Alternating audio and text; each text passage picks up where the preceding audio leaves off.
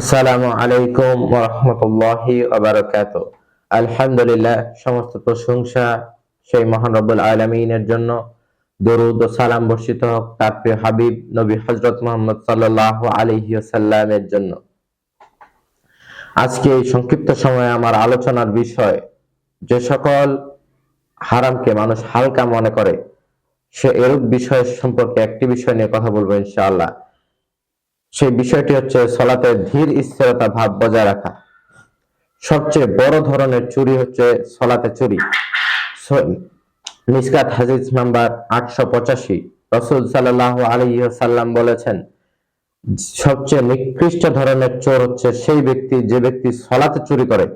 তখন সাহাবীগণ বললেন, তারা কিভাবে সালাত চুরি করে? রাসূল সাল্লাল্লাহু আলাইহি ওয়াসাল্লাম তখন বললেন, তারা রুকু সিজদা পরিপূর্ণভাবে করে না।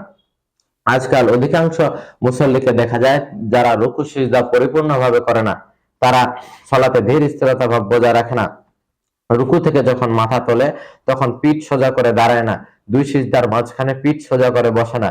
অথচ সালাতে ধীর স্থিরতা ভাব বজায় রাখা সালাতের অন্যতম রুকন। সুতরাং বিষয়টি বেশ গুরুতর।